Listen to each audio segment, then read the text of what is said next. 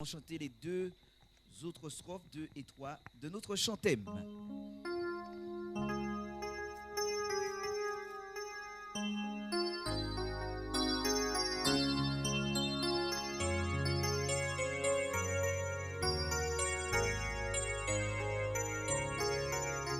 Suivons le Christ jusque sur le calvaire, ayant toujours sa mort devant nos yeux. Si nous souffrons avec lui sur la terre, nous régnerons avec lui dans les cieux. Si nous souffrons avec lui sur la terre, nous régnerons avec lui dans les cieux.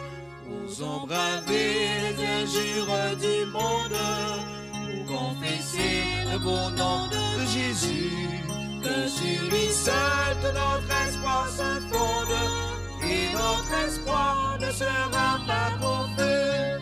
Que sur lui seul tout notre espoir se fonde, et notre espoir ne sera pas confus.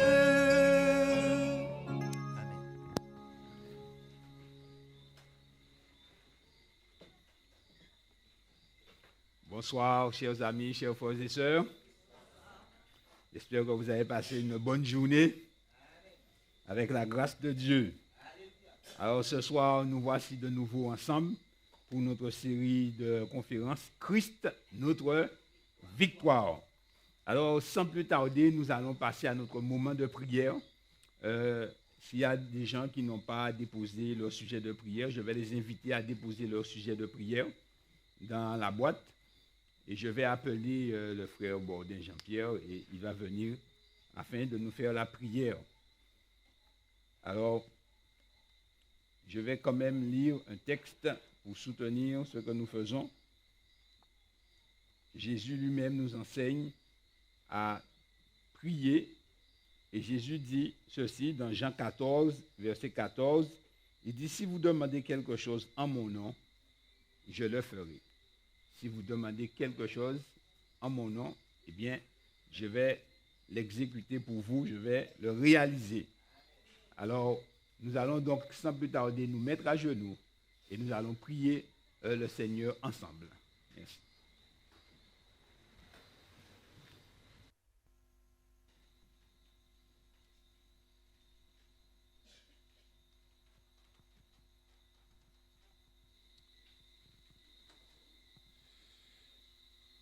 Éternel, notre grand Dieu, nous voici prosternés devant toi.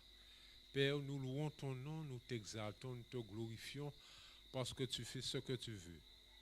Merci pour la journée que tu nous as accordée. Merci pour tes bienfaits. Mais oh Dieu, tu nous permets d'écouter ta parole. Et nous te rendons gloire pour ce moment de prière que tu nous donnes. Seigneur, nous voici devant ta face. Tu connais nos besoins à chacun. Père, il y a de la souffrance. Nous te demandons d'étendre ton bras pour guérir, pour soulager, pour délivrer. Père, il y a des besoins matériels, physiques, spirituels. Père, nous te demandons de venir en aide à chacun d'entre nous. Tu connais tous ceux qui sont prosternés ici ce soir, Père. Et tu connais nos besoins à chacun spécifiquement. Nous te demandons d'étendre ton bras pour chacun d'entre nous. Père, nous ne pouvons pas dire ouvertement ce qu'il y a, mais toi qui connais le cœur, toi qui connais les pensées, toi qui nous connais, nous te demandons d'étendre ton bras en notre faveur. Père, manifeste ta puissance en notre faveur afin que nous puissions obtenir miséricorde sur ce qu'on t'a demandé. Père, tu connais notre demande. Nous te demandons de prendre en compte notre demande. Nous ne sommes pas dignes. Nous n'avons rien de méritoire devant toi. Mais nous reconnaissons notre faiblesse afin de nous humilier devant toi pour obtenir de toi une bénédiction. Ô Éternel, agis. Accompagne-nous et bénis-nous. Ce sont ces grâces que nous te demandons, non par nos mérites, mais au nom de ton Fils Jésus, pour la gloire de ton Saint-Nom. Amen.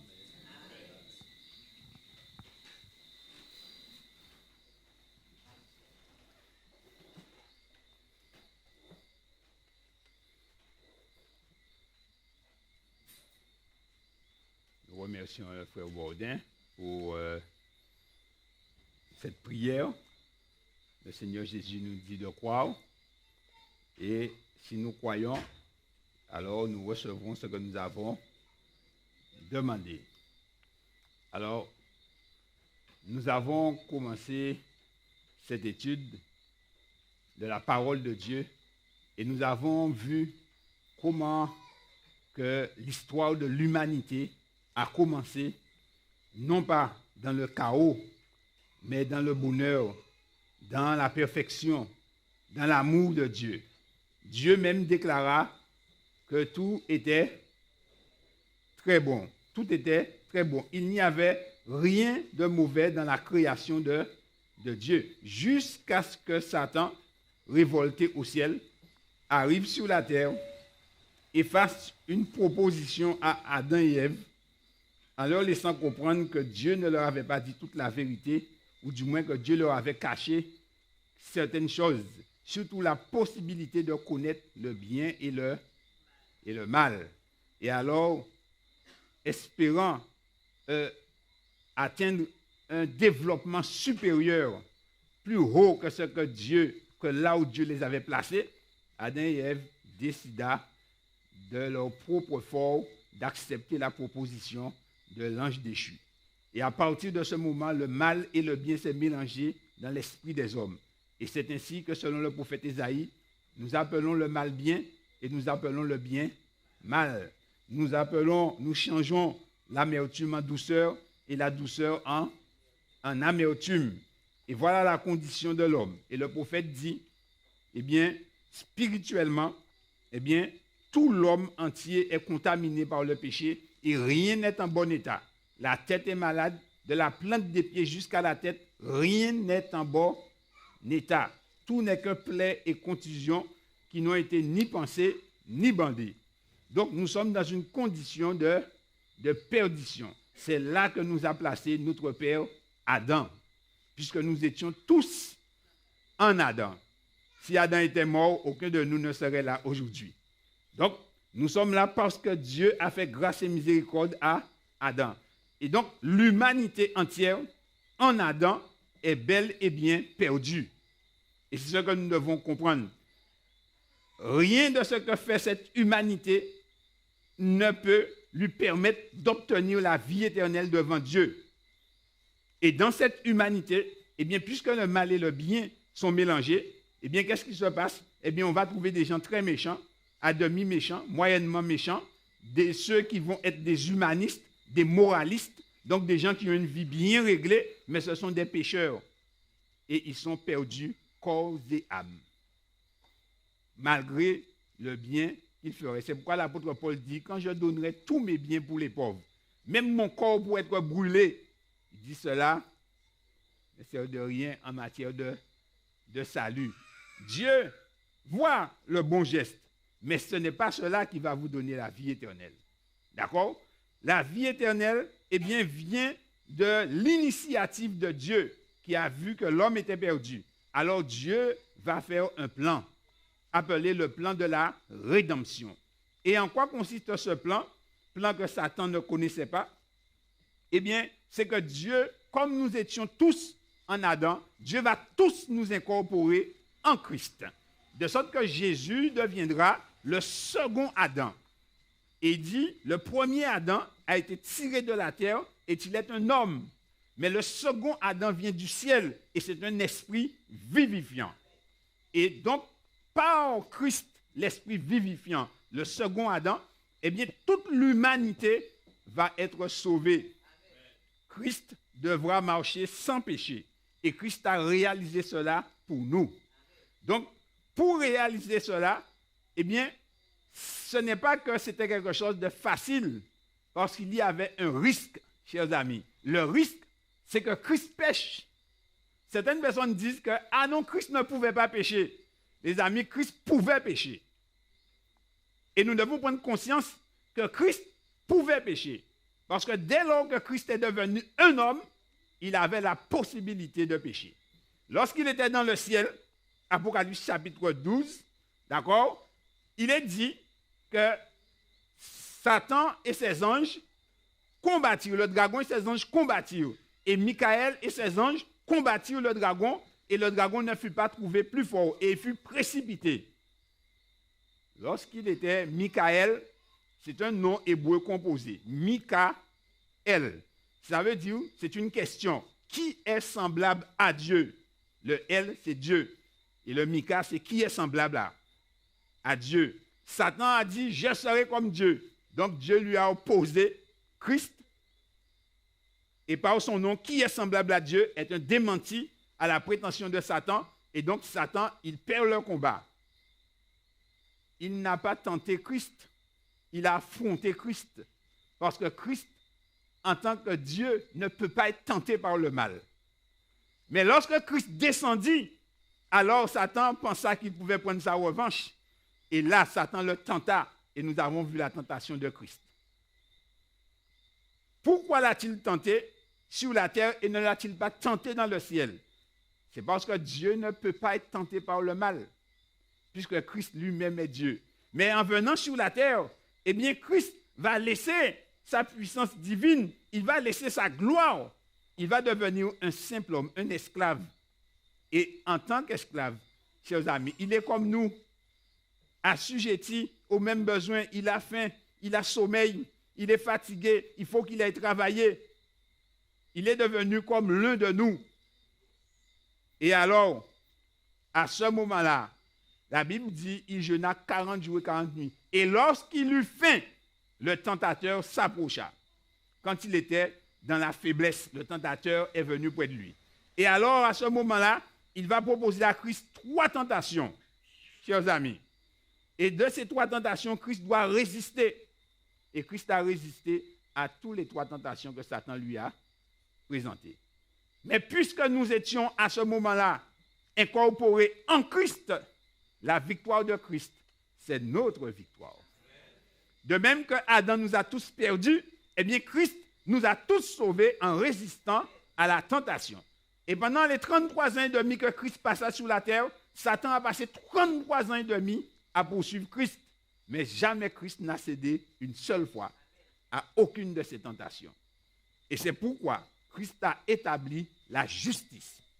Et c'est cette justice que Dieu attend de tous les hommes. Justice que vous et moi, nous ne pouvons pas produire, mais que Christ a produit pour nous.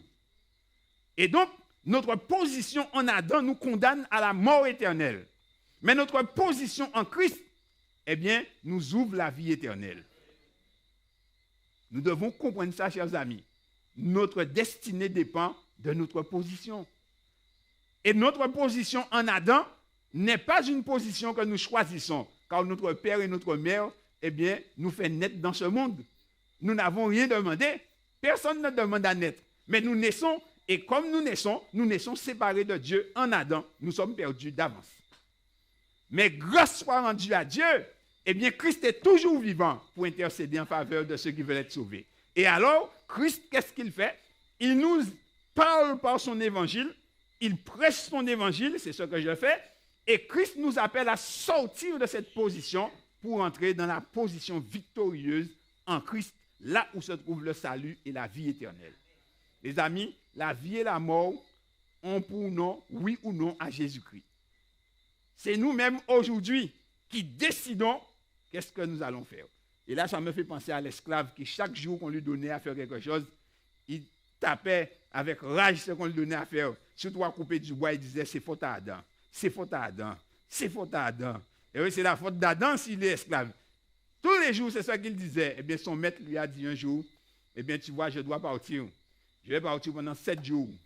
Et c'est toi que j'établis sur la maison, un esclave, maître de la maison. Tu peux donner aux autres à travailler, faire ce que tu veux. Tu es le maître pendant 7 jours. Une seule chose, c'est que j'ai déposé une petite enveloppe là sur le meuble. Il ne faudra pas y toucher. Il ne faut pas l'ouvrir. Il a dit, d'accord, maître. Le premier jour, il s'est fait servir un cocktail. Il s'est mis en grand. Il a pris la chaise du maître et se balance dans un rocking chair. Alors, premier jour, c'était bien. Deuxième jour, il a fait tour de propriété. Il donne aux gens à travailler. Mais troisième jour, bon, il a déjà fait ça. Il dit, oh. Quatrième jour, et un jour, il passe, il voit l'enveloppe, il soulève l'enveloppe, il regarde l'enveloppe, il dépose. Il se souvient, le maître a dit, ne l'ouvre pas. Hein? Il a fait le tour de l'enveloppe. Un jour, il est passé.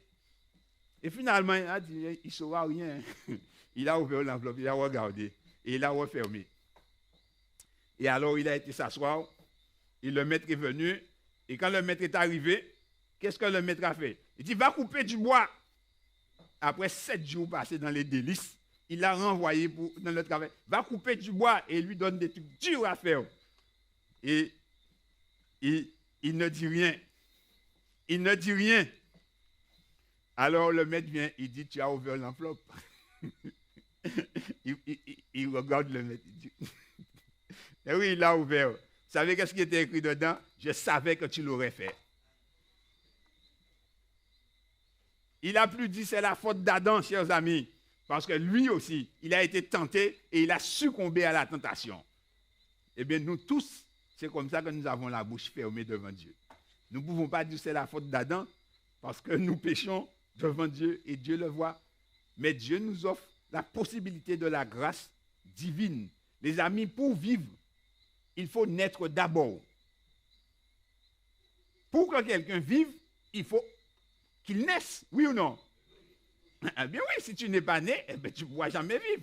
Eh bien, notre première naissance ne nous permet pas de vivre éternellement. Notre première naissance, c'est-à-dire nous prenons naissance dans la position d'Adam, de notre père, de notre mère, comme tout un chacun, mais cette naissance ne nous permet pas de vivre éternellement. Notre première naissance fait de nous des créatures de Dieu. Pour vivre éternellement, nous devons nous unir à Christ. Nous devons sortir de la position adamique et rentrer dans la position en Christ volontairement. Alors là, nous commençons à vivre. Pour être des enfants de Dieu, nous devons nous unir à Christ. En conséquence, nous devons naître une deuxième fois. Ne vit vraiment que celui qui est né 2 fois. Alors vous allez me dire, mais comment on peut naître 2 fois? Eh bien, c'est ce que Jésus dit dans Jean 3 et le verset 3 à 5. Jean 3, verset 3 à 5.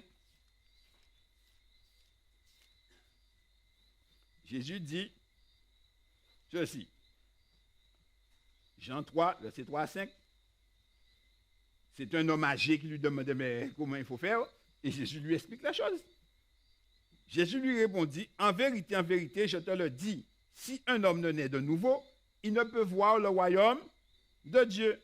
Nicodème lui dit, comment un homme peut-il naître quand il est vieux? Peut-il rentrer dans le sein de sa mère et naître? Jésus répondit, en vérité, je te le dis, si un homme ne naît d'eau et d'esprit, il ne peut entrer dans le royaume de Dieu. Et voilà pourquoi. Verset 6, il dit, ce qui est né de la chair est chair, et ce qui est né de l'esprit est esprit. Donc cela veut dire que si tu restes dans la première naissance, eh bien tu es dans le naturel, selon la chair, selon la volonté de l'homme. Mais il faut naître selon la volonté de Dieu. Et cela se fait par le moyen de l'esprit de Dieu.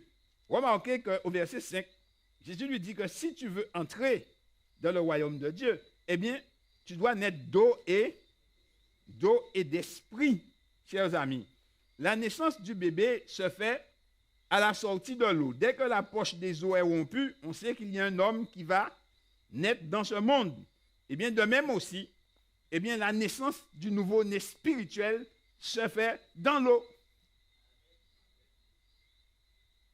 Quand Christ est mort, de l'eau est sortie de son côté. Et quand nous entrons, nous voulons naître, eh bien, naturellement, nous sortons de l'eau. Tout le monde sait ça, la science nous montre la chose. Mais pour la naissance spirituelle, c'est la même chose. Et Jésus donna cela comme un ordre à ses disciples. Matthieu 28, verset 19. Matthieu 28, verset 19. Matthieu 28, verset 19.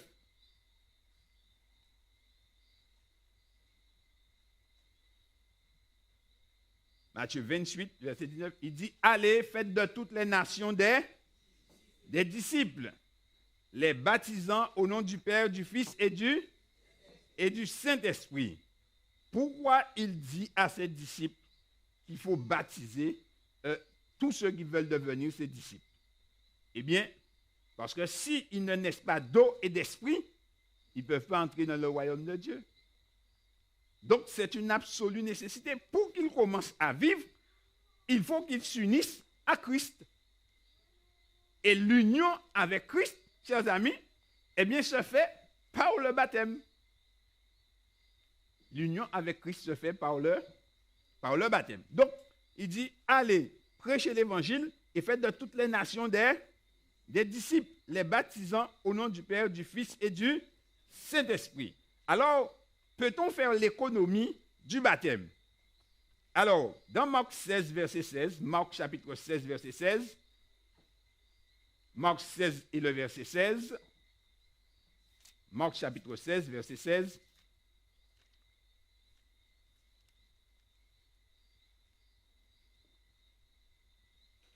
après leur avoir dit aller prêcher, d'accord? Jésus dit ceci, de prêcher la bonne nouvelle. Il dit, celui qui croira et qui sera baptisé sera, mais celui qui ne croira pas sera. Alors remarquez ce que nous avons vu la dernière fois. Pour sortir d'Adam et passer à Christ, la relation se fait uniquement par la foi. C'est par grâce que vous êtes sauvés par le moyen de le salut. C'est par la grâce seule, par la foi seule et par la parole seule. Là, c'est le salut. Donc, celui qui croira, la foi, la croyance, la confiance et l'obéissance. Alors, il dit, celui qui croira et qui sera baptisé, eh bien, il sera, parce qu'il est passé en Christ. Il est passé en Christ. Il dit, mais celui qui ne croira pas sera condamné. Pourquoi il est condamné? Parce que Dieu le condamne? Non, pas parce que Dieu le condamne. Parce que lui, il est resté en Adam. Il est resté en Adam.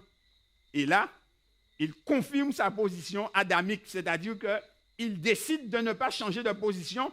Et comme il est éclairé par la parole de Dieu, par la lumière de l'évangile, maintenant, il est debout en Adam volontairement. Donc, c'est lui qui décide de rester dans cette situation. Alors, Dieu respecte son choix. Mais la finalité de ce choix, c'est la mort éternelle.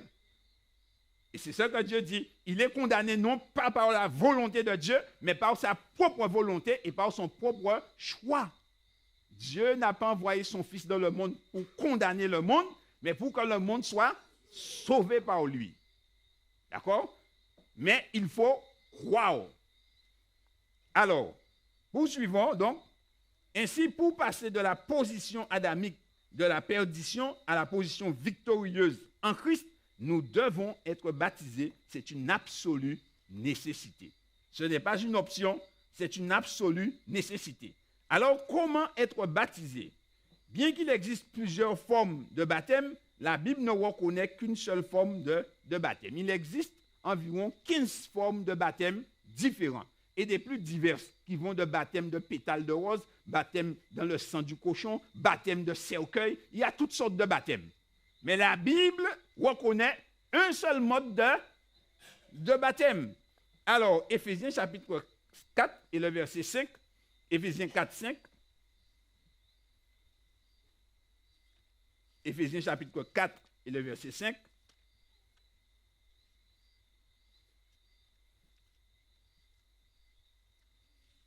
Il est dit ceci, Éphésiens 4 et le verset 5. Il dit, il y a un seul Seigneur, une seule foi, d'accord? Un seul baptême. Donc, entendez par là qu'il y a un seul mode de baptême. Il y a un seul mode de baptême. Alors, quel est ce mode de baptême? Le baptême reconnu par Dieu, c'est le baptême par immersion. Car baptiser veut dire simplement plonger, submerger, immerger. C'est ce que veut dire baptiser. Plonger, immerger, submerger. Cela vient du métier de forgeron qui baptisait le fer et de ceux et des, comment on appelle, des teinturiers qui baptisaient leur tissu en les plongeant dans un bain. Donc, le mot pour ça, c'est en grec, c'est baptizo ou baptizein. Donc, plonger, immerger, submerger. C'est ce que signifie le baptême, le mot baptême. Le candidat doit être totalement recouvert d'eau. Et là, nous avons à l'image le baptême de Jésus-Christ. Nous allons voir que Jean-Baptiste va le plonger dans l'eau pour qu'il soit totalement immergé. Alors donc, le baptême doit être administré dans un lieu où il y a beaucoup d'eau. Et comme nous l'avons vu sur l'image, eh bien, il y avait beaucoup d'eau. Jean 3, verset 23. Jean 3, 23. Alors nous lisons le texte, Jean 3, verset 23. Quand Jean-Baptiste baptisait, il y avait beaucoup d'eau. Et vous allez voir que c'est pour une raison bien précise. Jean 3, 23. Il est dit, Jean aussi baptisait à Hénon, près de Salim, parce qu'il y avait là beaucoup d'eau et on y venait pour être baptisé. On y venait pour être baptisé. Il fallait qu'il y ait beaucoup d'eau. Maintenant, acte 8, verset 35 à 39. Acte 8, verset 35 à 39. Là, on voit Jean le Baptiste. On va voir un disciple de Jésus, Philippe, qui va baptiser un Éthiopien, un fonctionnaire de la reine Candace d'Éthiopie. Acte 8, verset 35 à 39. Il est dit, alors Philippe, ouvrant la bouche et commençant par ce passage, lui annonça la bonne nouvelle de Jésus. Comme ils continuaient leur chemin, ils rencontrèrent de l'eau et l'eunuque dit, voici de l'eau. Qu'est-ce qui empêche que je sois baptisé? Philippe dit, si tu crois de tout ton cœur, cela est possible. L'eunuque répondit, je crois que Jésus-Christ est le Fils de Dieu. Et vous? Est-ce que vous croyez que Jésus-Christ est le Fils de Dieu? Si vous croyez que Jésus-Christ est le Fils de Dieu, alors vous pouvez faire comme l'eunuque. Il est dit, il fit arrêter le char, Philippe et l'eunuque descendirent tous deux dans l'eau, et Philippe baptisa l'eunuque. Quand ils furent sortis de l'eau, l'Esprit du Seigneur enleva Philippe, et l'eunuque ne le vit plus, tandis que joyeux, il poursuivait sa route. Ainsi, vous voyez qu'ils sont entrés dans l'eau. D'accord? Philippe l'a immergé, et ils sont sortis de l'eau. Ils sont sortis de l'eau. Ainsi, Christ lui-même a été baptisé. Alors, Matthieu chapitre 3, verset 13 à 15. Matthieu chapitre 3, verset 13 à 15. Matthieu 3, verset 13 à 15. On va voir que Jésus lui-même aussi,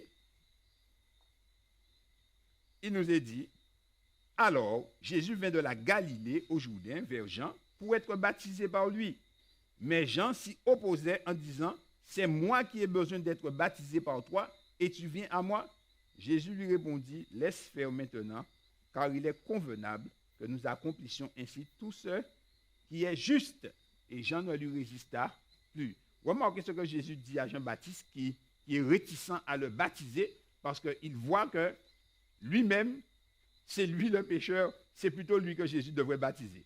Mais Jésus lui dit que cela est juste. Pourquoi? Parce que Christ va se baptiser, parce que nous sommes tous incorporés en Christ, et c'est toute l'humanité qui est là devant Jean, en Christ. Et pour que l'humanité soit unie à Dieu, eh bien, il faut qu'il passe par le baptême. Il faut qu'il passe par le baptême de repentance, parce que l'homme a péché dans le jardin d'Éden.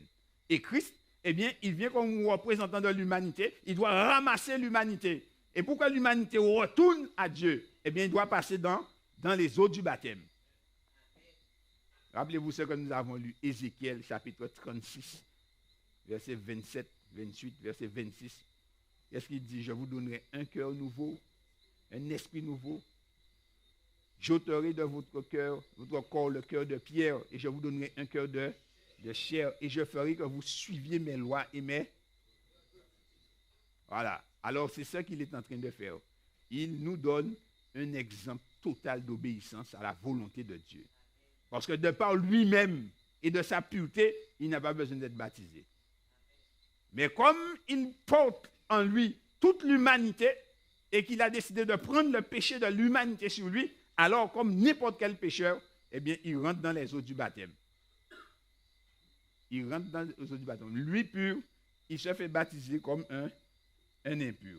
L'importance du baptême est liée à sa signification profonde. Romains chapitre 6, versets 4 à 5. Romains 6, versets 4 à 5. Romains chapitre 6.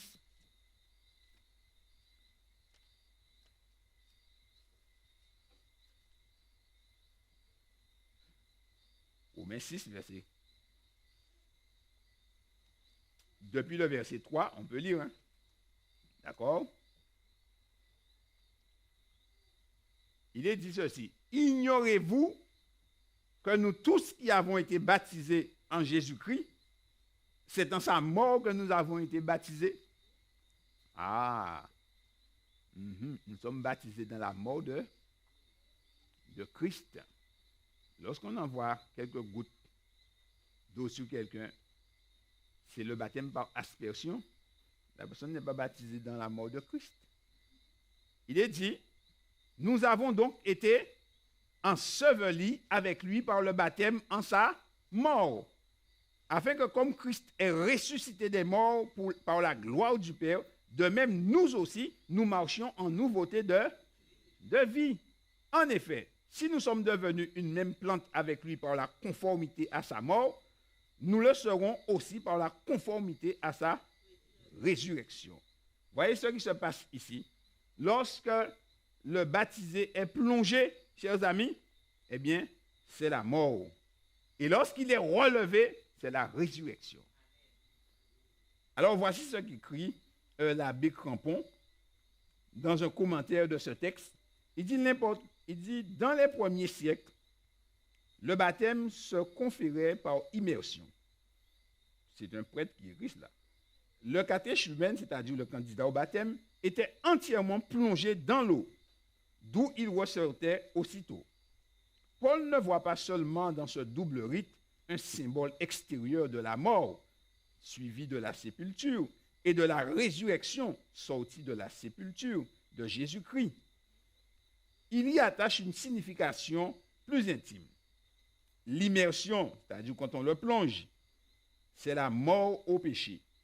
Le vieil homme, l'homme selon la nature qui disparaît sous l'eau, c'est-à-dire l'homme de la première naissance, disparaît sous l'eau et s'ensevelit comme dans un sépulcre.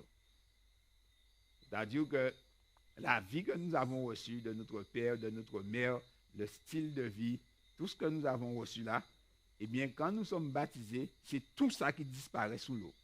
On l'enterre. D'accord? Alors, il dit, l'immersion, c'est-à-dire la sortie de l'eau, c'est la naissance de l'homme nouveau, de l'homme régénéré par le Saint-Esprit. Ainsi, c'est au moment du baptême que l'Esprit prend le contrôle dans la vie du nouveau-né. De même que le souffle pénètre dans les poumons du nouveau-né pour qu'il puisse vivre, l'Esprit nous est donné pour vivre une nouvelle vie. Matthieu 3, versets 16 et 17. Toujours l'exemple de Jésus. Jésus est baptisé par Jean le Baptiste. Et qu'est-ce qui se passe? Versets 16 et 17. Il est dit, ce qui suit, dès que Jésus eut été baptisé, il sortit de l'eau. Et voici les cieux s'ouvrirent, et il vit l'Esprit de Dieu descendre comme une colombe et venir sur lui. Et voici une voix fit entendre des cieux ces paroles, celui-ci est mon Fils bien-aimé, en qui j'ai mis toute mon affection. Les amis, lorsque nous suivons Jésus-Christ dans le baptême, et que nous recevons le baptême, le même phénomène se passe. Et Dieu prononce les mêmes paroles pour ceux qui décident d'accepter Jésus-Christ. Parce que nous sommes comptés en Christ, chers amis. Et ça, c'est la chose la plus extraordinaire, et c'est pourquoi l'évangile est une bonne nouvelle. Ainsi, pour être baptisé, on n'a besoin que de 3 choses. Recevoir l'enseignement de Christ, c'est-à-dire la parole de Dieu que nous étudions, D'accord? Croire de tout son cœur. Si je vous demande si vous croyez en Christ, certainement vous croyez en Christ. Oui ou non? Eh oui. Alors, et troisièmement, se repentir de ses péchés et s'en détourner. Et c'est ça que nous avons fait ici. Et nous avons confessé nos péchés. Mais puisque nous avons confessé nos péchés, nos iniquités, eh bien, il nous reste une dernière marche à franchir. La dernière marche, eh bien, c'est d'aller au baptême avec Christ. C'est ça, chers amis. Si un jeune homme fréquente une jeune fille et lui donne de belles paroles, il vient chez les parents. Tout le monde le connaît, tout le monde le reconnaît. Voisin, voisine sait déjà que c'est un tel qui parle avec la fille de monsieur un tel. Et au moment du mariage, il a pris un billet avec Excel Airways. On a vu ce phénomène pendant longtemps en Guadeloupe. Alors, jeunes garçons, si vous avez l'idée de faire ça, ne le faites pas. Parce que maintenant, les filles, vous entrez aux tribunaux et le juge ne joue pas avec vous. Donc, c'est ce qui se passe avec Jésus-Christ. Quand nous avons emboîté le pas avec Jésus-Christ, nous croyons, d'accord?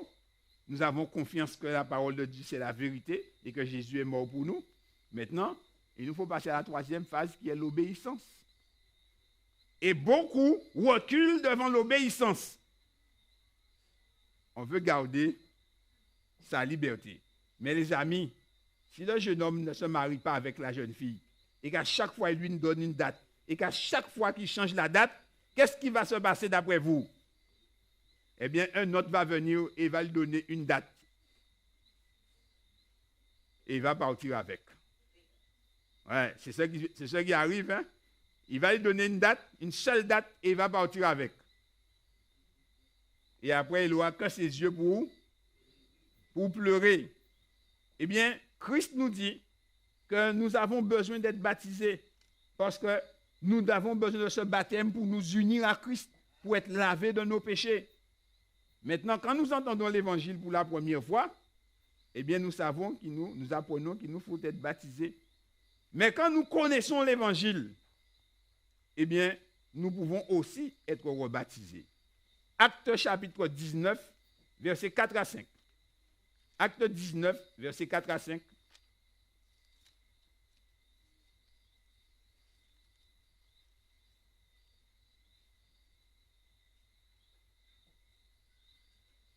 Alors, l'apôtre Paul, en parcourant les hautes provinces d'Asie, plateau d'Asie, il rencontre des disciples.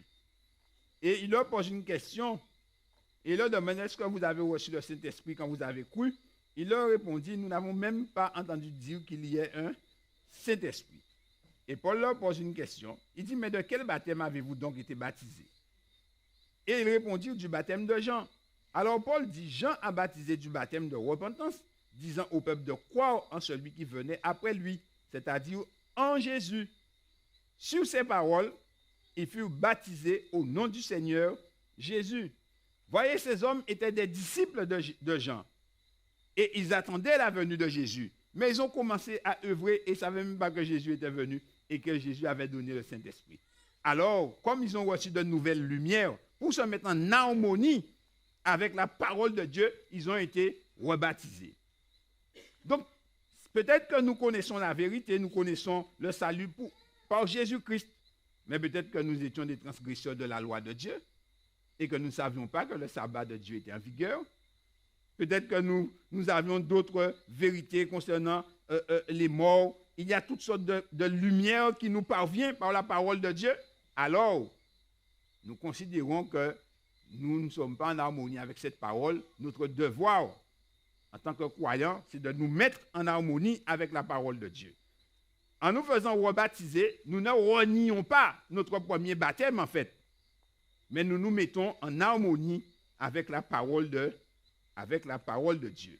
Quand un chrétien a accepté Jésus et qu'il a marché avec Jésus-Christ pendant un moment et après, il a abandonné Jésus pour retourner dans sa position adamique et de vivre d'une manière qui n'était pas conforme à la vérité, eh bien lui aussi, il doit être rebaptisé. Parce qu'il a brisé son engagement avec Jésus-Christ. Donc, il est retourné dans la position adamique. Et pour bénéficier du salut, eh bien, il doit refaire la démarche.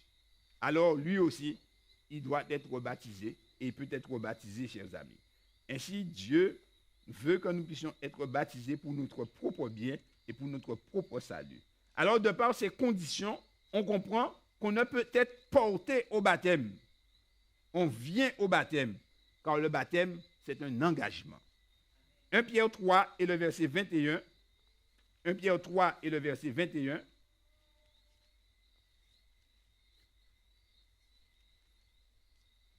« 1 Pierre 3, verset 21.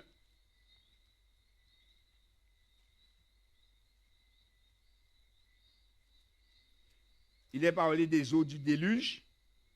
Lorsque le déluge était sur la terre, l'apôtre Pierre dit, cette eau était une figure du baptême, qui n'est pas la purification des souillures du corps, mais l'engagement d'une bonne conscience envers Dieu, et qui maintenant vous sauve, vous aussi, par la résurrection de Jésus-Christ. Le baptême est l'engagement d'une bonne conscience vis-à-vis de Dieu.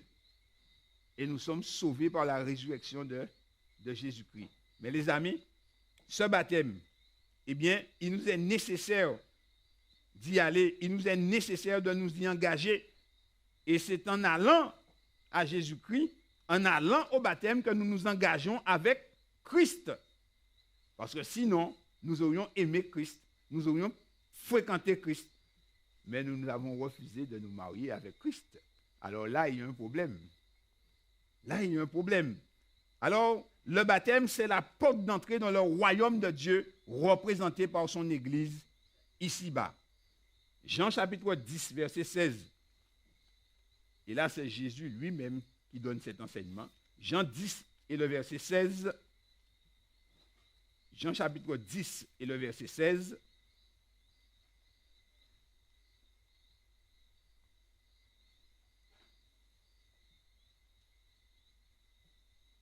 Jésus dit, j'ai encore d'autres brebis qui ne sont pas de cette bergerie. C'est là, il faut que je les amène. Elles entendront ma voix et il y aura un seul troupeau, un seul berger. Donc, Jésus dit lui-même que j'ai encore d'autres brebis qui ne sont pas dans cette bergerie. C'est là, il faut que je les amène. Remarquez, chers amis, qui c'est qui emmène les brebis? C'est Jésus. La foi est un don. La grâce est un don. D'accord? Tout est don. Le cœur nouveau est un don. L'esprit, l'obéissance est un don. Tout est don. Et c'est Christ lui-même qui nous ramène dans la bergerie, parce que nous n'aurions pas la force de retourner à la bergerie nous-mêmes. Il nous attire par son esprit. Et il dit quoi? Il dit, ces brebis entendront sa voix. Si nous sommes la brebis du Seigneur, eh bien, nous devons entendre la voix de Christ qui nous appelle. Dans Acte 2, nous allons voir c'est quoi la bergerie. Acte 2, verset 47. Acte 2, verset 47.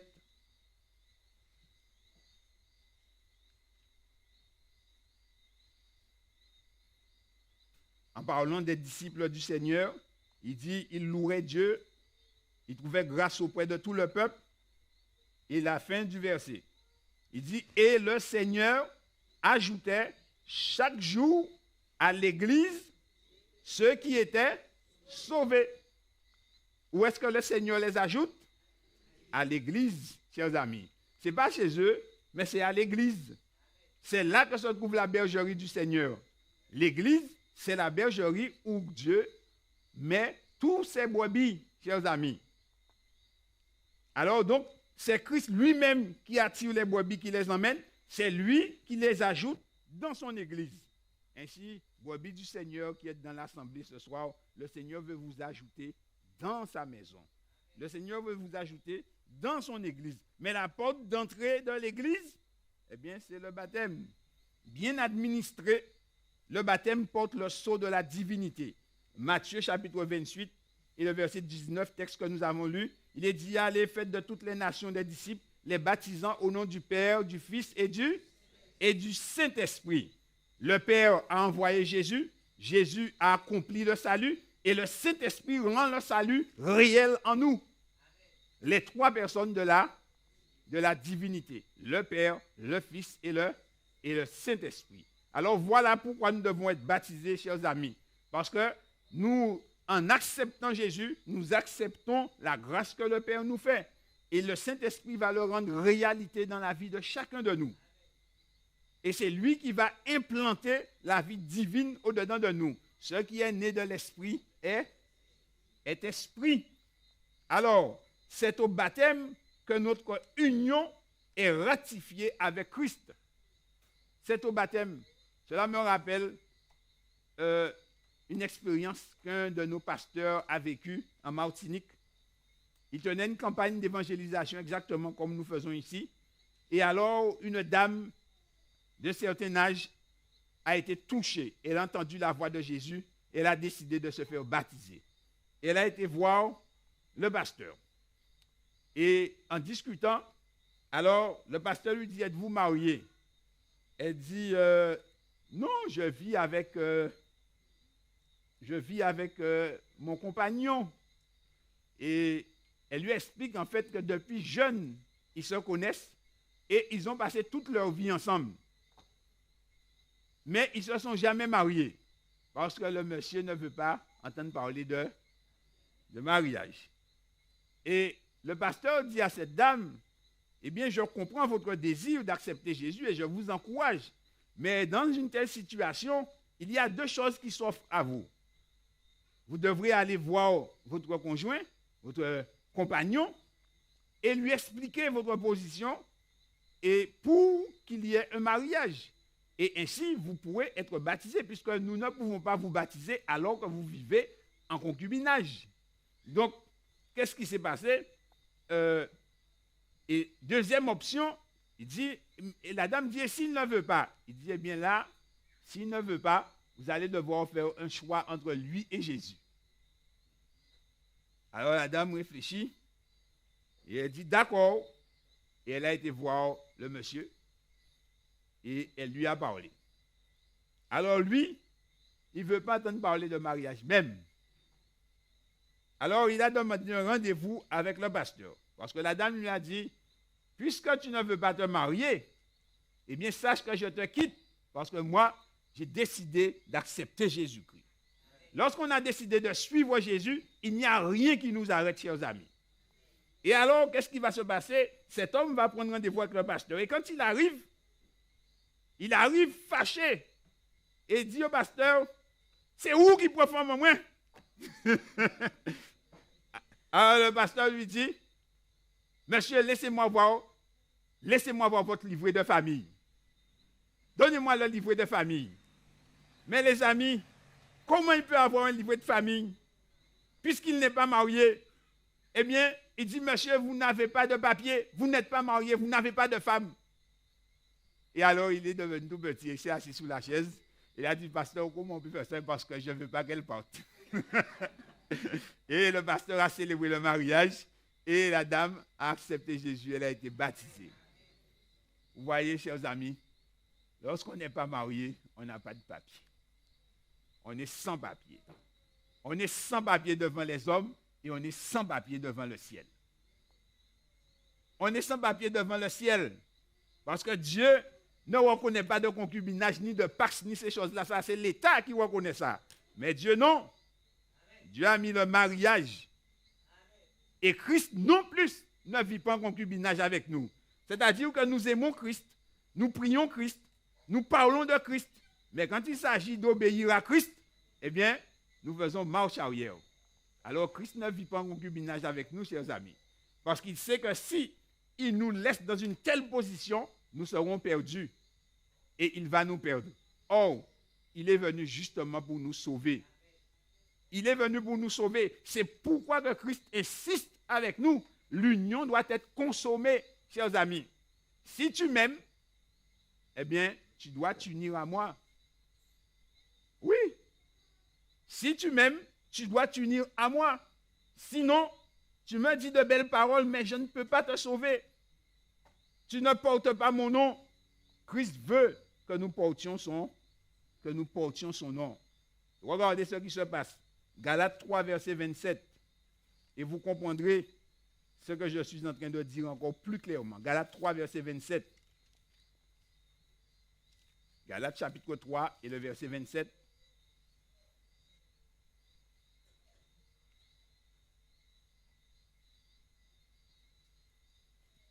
L'apôtre Paul dit ceci. Galates 3, verset 27. Paul dit, vous tous qui avez été baptisés en Christ, qu'est-ce que vous avez fait? Vous avez revêtu Christ. Lorsque nous nous baptisons, chers amis, exactement comme la jeune fille prend le nom de son mari, eh bien nous prenons le nom de Christ. Si je m'appelais Charlie, eh bien devant maintenant c'est Christ Charlie. Et c'est valable pour tout le monde, parce qu'il dit, vous tous qui avez été baptisés en Christ, vous avez revêtu Christ. Eh bien, le baptême est un revêtement. Nous passons d'une condition à une autre, chers amis. Et nous devenons maintenant officiellement comme faisant partie de la famille divine à part entière. Notre nom est inscrit dans le livre de vie de Dieu. Apocalypse 20, versets 12 et 15. Apocalypse 20, versets 12 et 15. Apocalypse chapitre 20, versets 12 et 15.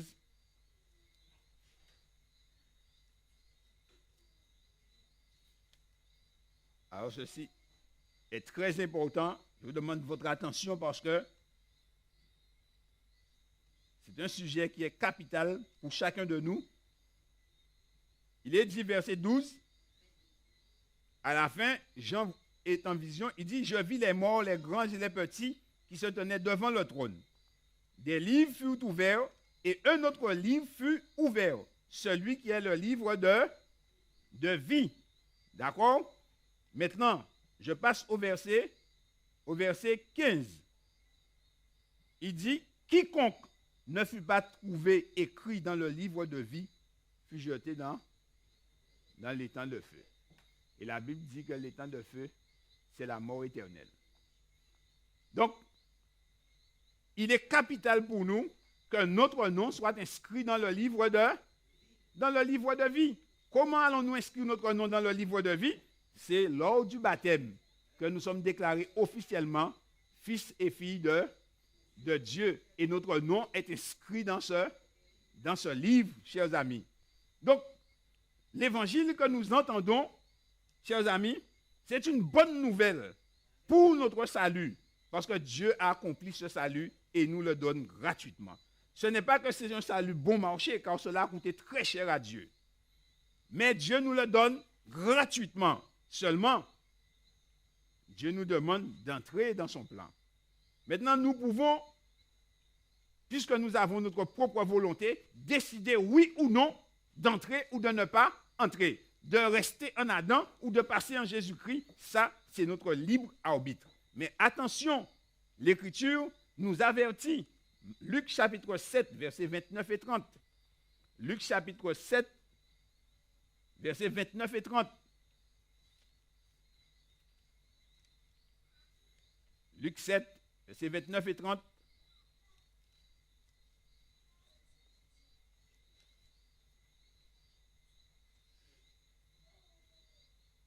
Et là, Jésus parle à ceux qui pensaient qu'ils n'avaient pas besoin de baptême. À ceux qui pensaient soit qu'ils étaient trop grands, soit qu'ils étaient trop élevés socialement pour aller se faire baptiser. Et Jésus leur dit, attention, il est dit, et tout le peuple qui l'a entendu, et même les publicains, ont justifié Dieu en se faisant baptiser du baptême de Jean. Il dit, mais les pharisiens et les docteurs de la loi, en ne se faisant pas baptiser par lui, ont rendu nul à leur égard le dessein de Dieu. Ainsi, nous pouvons annuler tout le plan du salut que Dieu a conçu pour nous sauver de par notre décision. Et cette décision n'est pas une décision à la légère, chers amis. Parce que c'est une décision qui va nous condamner irrémédiablement à la mort éternelle. Mais c'est nous qui décidons, chers amis. Remarquez que dans le plan du salut, Dieu nous donne tout puisque nous n'avons rien pour nous sauver. Mais il est dit, c'est nous-mêmes qui décidons. Il dit, mais les pharisiens et les docteurs de la loi, en ne se faisant pas baptiser, ils ont exercé leur volonté et ils ont résisté à l'appel de Dieu. Eh bien, qu'est-ce qu'il dit? Ils ont rendu nul à leur égard le dessein de Dieu. De sorte qu'ils ont refusé le baptême de Jean et quand Jésus est arrivé, ils ont renié Jésus. Parce qu'ils avaient déjà fait un pas dans le mauvais sens.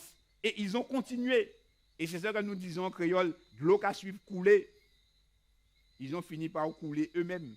Et qu'est-ce qu'ils ont fait? Ils ont été tellement loin dans leur rejet du plan de Dieu qu'ils ont crucifié Jésus eux-mêmes. Vous voyez ça?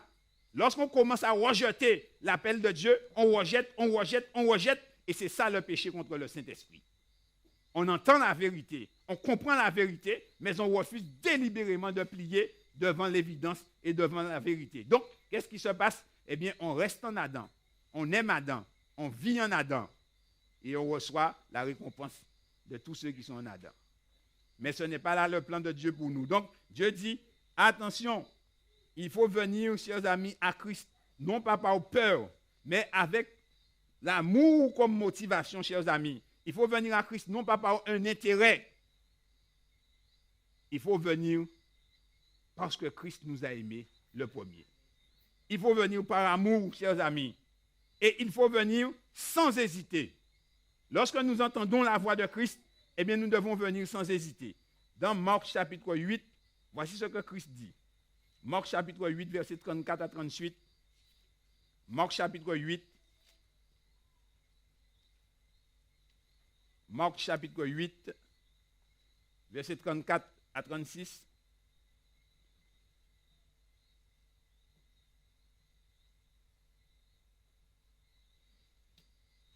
Voici ce que Jésus nous dit. Verset 34. Il dit, puis ayant appelé la foule, remarquez, il nous appelle tous, nous sommes en foule ce soir avec ses disciples. Il leur dit, si quelqu'un veut venir après moi, et je pense que nous voulons tous venir après Jésus, il dit qu'il renonce à lui-même, qu'il se charge de sa croix et qu'il me suive. Car celui qui voudra sauver sa vie la perdra. Mais celui qui perdra sa vie à cause de moi et de la bonne nouvelle la sauvera. Et que sert-il un homme de gagner tout le monde s'il perd son âme? Et que donnerait un homme en échange de son âme? Car quiconque aura honte de moi et de mes paroles au milieu de cette génération adultère et pécheresse, le Fils de l'homme aura honte de lui quand il viendra dans la gloire de son Père avec les saints anges. Les amis, nous sommes bien dans une génération adultère et pécheresse. Nous sommes dans une telle génération, chers amis. D'ailleurs, chers amis, le sexe est exposé partout. La pornographie, la licence, partout, chers amis. Même sur le portable, chers amis. On n'a même pas besoin d'aller le chercher, il vient vous trouver. Mais Jésus dit, nous devons le confesser dans cette génération. Nous devons prendre une décision et dire, mais si nous voulons garder notre vie, c'est-à-dire rester en Adam et vivre notre vie naturelle, eh bien, il dit, nous allons perdre la vie. Mais si nous perdons cette vie-là, en allant vers Jésus et en acceptant Jésus-Christ, nous allons retrouver notre vie dans l'éternité, chers amis. Mais nous devons décider de confier à Christ notre vie, parce que lui, il ne nous prendra pas notre vie sans notre volonté. C'est nous qui décidons. C'est nous. Nous avons notre destinée en main. Et le Seigneur Jésus, dans Matthieu chapitre 10, il continue pour nous convaincre que nous devons véritablement passer en Christ afin d'hériter le salut. Matthieu chapitre 10 et le verset 37. Jésus dit, celui qui aime son père ou sa mère plus que moi, il n'est pas digne de moi. Et celui qui aime son fils ou sa fille plus que moi, n'est pas digne de moi. Celui qui ne prend pas sa croix et ne me suit pas, n'est pas digne de moi. Celui qui conservera sa vie, la perdra. Et celui qui perdra sa vie à cause de moi, la retrouvera. Le plan de Dieu, chers amis, c'est que nous sortions en Adam et que nous passions en Jésus. Et que nous acceptions le salut que Dieu nous a donné. Et bien pour cela, il faut que nous acceptions de recevoir le baptême. C'est par là la porte d'entrée. Il n'y a pas d'autre porte. Je voudrais bien vous dire autre chose, mais Jésus n'a laissé que cela comme porte d'entrée. Alors nous devons sans cesse, chers amis, appeler les âmes selon l'ordre de Jésus.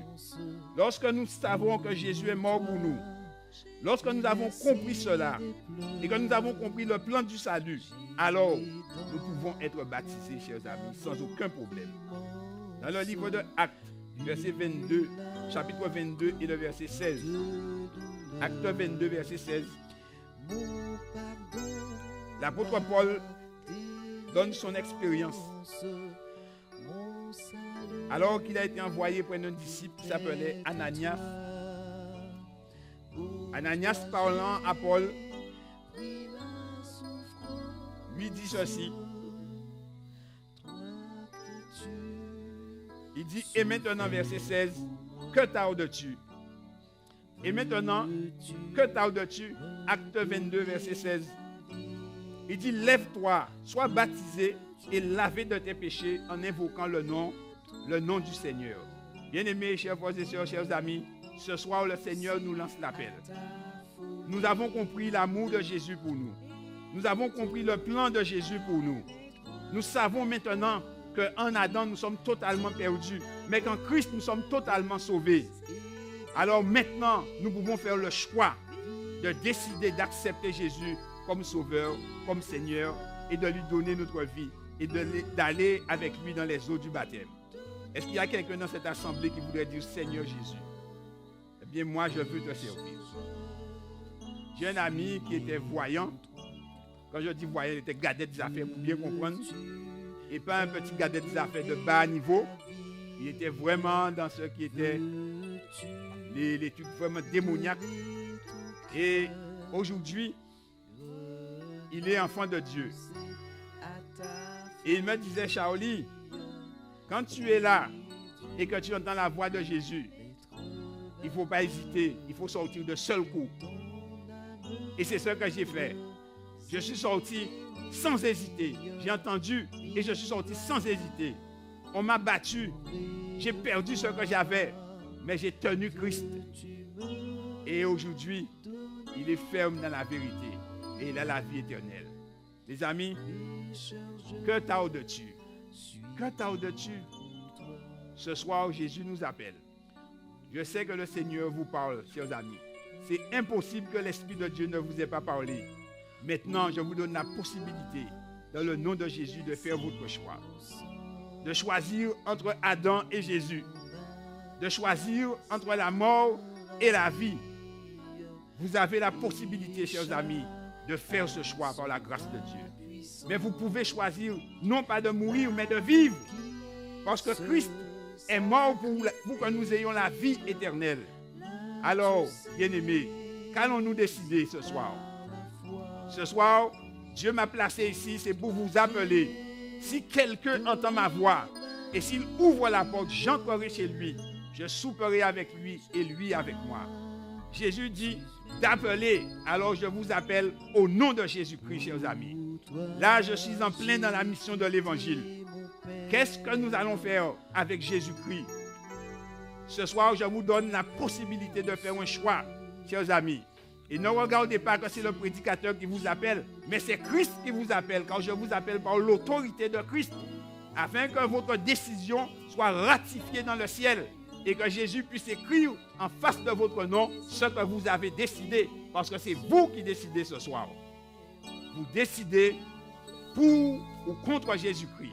Vous décidez pour la vie éternelle ou pour la mort éternelle. Chacun doit faire un choix ce soir. Que nous soyons jeunes, que nous soyons vieux, nous avons la possibilité de décider ce soir. Jésus dit, si quelqu'un vient à moi, je ne le mettrai pas dehors. Amis, ne résiste pas à l'appel de Jésus. Car beaucoup ne savent pas qu'est-ce que demain peut apporter. J'ai prêché le même message, les mêmes messages dans une église. Et un homme a répondu au dernier moment. Il s'est mis debout pour Christ. Chers amis, il n'a pas fait un mois dans l'église. Il a eu une crise cardiaque, il est mort. S'il n'avait pas accepté Jésus, il serait mort et il aurait perdu la vie éternelle. Mais cet homme avait fait le bon choix. Il est venu au dernier moment, mais il a accepté Jésus. Mais il y en a beaucoup qui n'ont pas eu cette possibilité-là. Ce soir, chers amis, je vous offre la possibilité. Ne luttez pas contre l'Esprit de Dieu.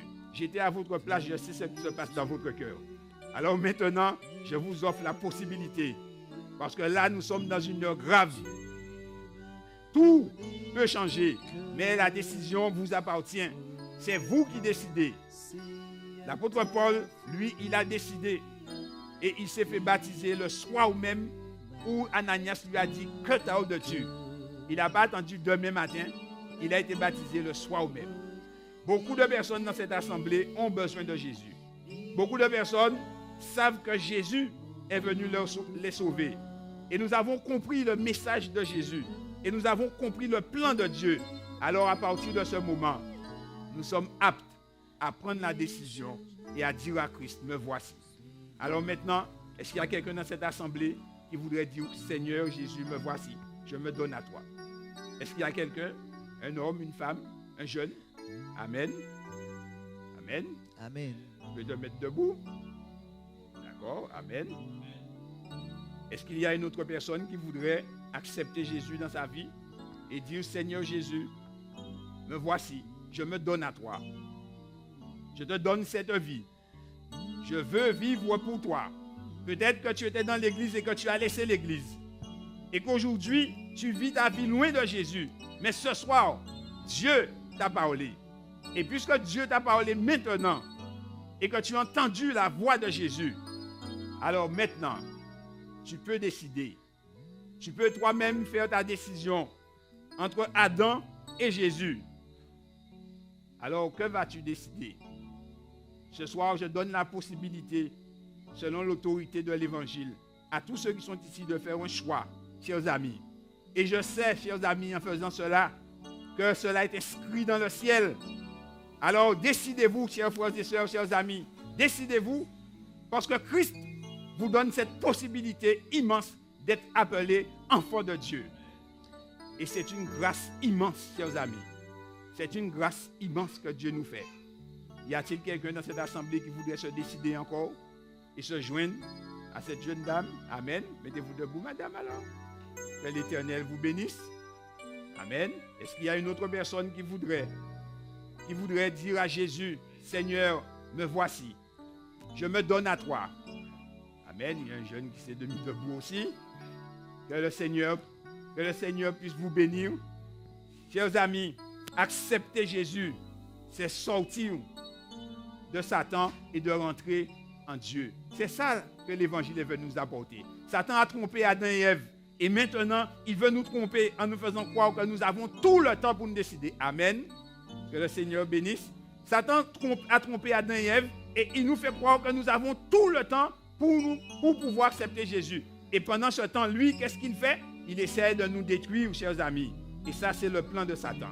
Mais Dieu a un plan immense et Dieu envoie ses anges pour nous protéger. Amen. Si nous sommes en vie jusqu'à maintenant, c'est parce que Dieu a envoyé des anges pour nous protéger, chers amis. Mais combien de temps que cela va durer? Combien de temps nous allons jouer avec la grâce de Dieu? Certaines personnes connaissent l'Évangile, ont vu la bonté de Dieu. Chers amis, lorsque Dieu nous a bénis, lorsque Dieu nous a protégés, lorsque Dieu nous a aimés, que Dieu nous a donné la force, chers amis, alors nous devons par la grâce de Dieu nous tenir debout pour Jésus et dire, Seigneur Jésus, me voici. Seigneur Jésus, me voici. Alors, est-ce qu'il y a quelqu'un dans cette assemblée qui voudrait dire, Seigneur Jésus, me voici? Ami, ça fait combien de temps que Jésus te protège? Combien de temps que tu bénéficies de la grâce de Dieu? Combien de temps que Jésus veille sur toi? Ce soir, Jésus ne veut plus vivre en concubinage avec toi. Il veut une union sérieuse, totale et définitive. Alors viens à Jésus et ouvre ton cœur à Jésus. Est-ce qu'il y a quelqu'un dans cette assemblée qui voudrait dire, Seigneur, me voici, je me donne à toi? Est-ce qu'il y a quelqu'un dans cette assemblée? Je sais que le Seigneur vous parle, chers amis. Avant vous, j'étais assis sous les bancs de l'église en train d'écouter la même prédication et j'ai répondu à l'appel de Dieu. Et j'ai répondu, et aujourd'hui, par la grâce de Dieu, je peux annoncer les merveilles de Dieu. Dans cette assemblée, il y a ceux qui résistent au Saint-Esprit. Bien-aimés, je vous appelle, mais je vous appelle par amour pour Christ, parce que je sais ce qu'il y a derrière, et je sais ce que Dieu, le plan que Dieu a pour chacun de nous. Dieu nous appelle, non pas pour nous perdre, mais pour nous sauver. Alors, pourquoi hésiter devant le salut? Pourquoi hésitons-nous, chers amis, devant ce qui est bien pour nous? Rejoignez ceux qui sont debout et dites, Seigneur, je veux faire ta volonté. Je veux aujourd'hui me donner à toi. Alors, que dirons-nous à Jésus, chers amis? Que dirons-nous au Seigneur? Bien-aimés, chers frères et sœurs, si Jésus nous appelle, il ne veut pas que notre décision soit une décision forcée, mais une décision par amour pour Christ. Alors, c'est pourquoi je donne la possibilité une dernière fois, s'il y a quelqu'un dans cette assemblée qui voudrait dire, Seigneur, me voici, alors qu'il se sente libre de se mettre debout. Et s'il n'a pas le courage de se mettre debout, mais nous devrions avoir le courage de nous mettre debout, chers amis, pour Christ. Car Christ est mort sur la croix librement pour nous. Et c'est pourquoi, chers amis, je ne fais pas passer de papier dans l'assemblée parce que j'estime que s'il est mort sur la croix pour nous, eh bien nous pouvons nous mettre debout pour dire, me voici Seigneur. Et quand nous nous mettons debout ainsi, c'est que nous nous sommes décidés nous-mêmes par la grâce de Dieu. Alors maintenant, est-ce qu'il y a une autre personne qui voudrait se joindre à eux? S'il n'y a pas une autre personne, nous allons nous tenir debout, nous allons prier. Et je vais demander à ceux qui se sont levés, eh bien de rester un moment après cette réunion, nous allons les voir tout de suite. D'accord, nous allons nous tenir debout, nous allons prier.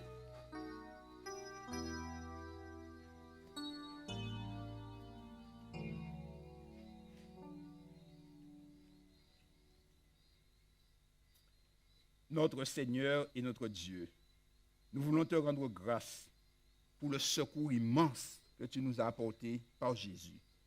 Nous voulons te rendre grâce, Seigneur, parce que tu nous as fait passer de la position de perdu à la position de sauvé. Parce que ce soir, Père, tu as ouvert les portes de l'éternité devant nous. Et Seigneur, mon Dieu, tu as vu ces âmes qui se sont mises debout pour toi. Nous te demandons, Seigneur, de les prendre, de veiller sur elles, de les préserver du mal et du malin, d'affermir leur décision, de se donner à toi et de les aider, Seigneur, à aller jusqu'au bout avec toi. Nous prions aussi, Seigneur, pour celles qui sont là et qui, Seigneur éternel, mon Dieu, hésitent. Alors, Seigneur, qu'elles savent, Père, que tu as les bras ouverts pour les attendre.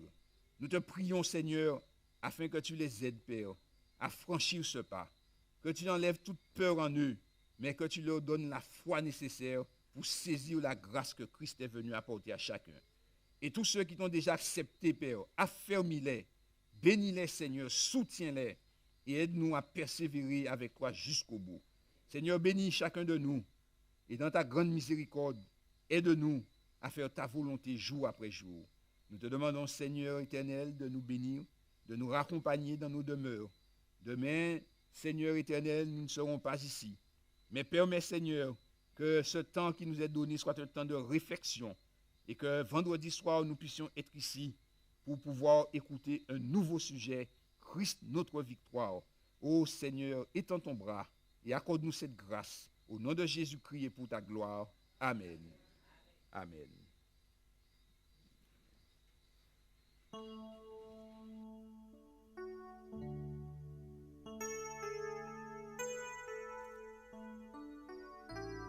Plus que vainqueur, telle est notre devise. Plus que vainqueur, même si nous souffrons, même si nous sommes persécutés. Mais Christ, notre victoire, nous a donné la victoire. On va se mettre debout et on va chanter ensemble. Plus que vainqueur, telle est notre devise. Plus que vainqueur, bien que persécuté. Car la victoire à la fois fut acquise par le Sauveur qui nous a rachetés. Car la victoire à la fois fut acquise par le Sauveur qui nous a rachetés. Suivons le Christ jusque sur le calvaire. Ayons toujours sa mort devant nos yeux. Si nous souffrons avec lui sur la terre, nous régnerons avec lui dans les cieux. Si nous souffrons avec lui sur la terre, nous régnerons avec lui dans les cieux.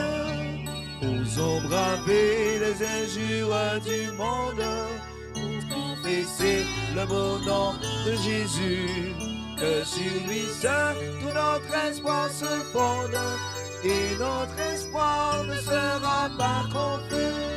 Que sur lui seul tout notre espoir se fonde, et notre espoir ne sera pas confus. Amis, croyons au pouvoir invisible que le Sauveur a caché dans sa croix. Saisissons-la comme une arme invincible pour triompher au nom du roi des rois. Saisissons-la comme une arme invincible pour triompher au nom du roi des rois. Amis, croyons au pouvoir invisible que le Sauveur a caché dans sa croix.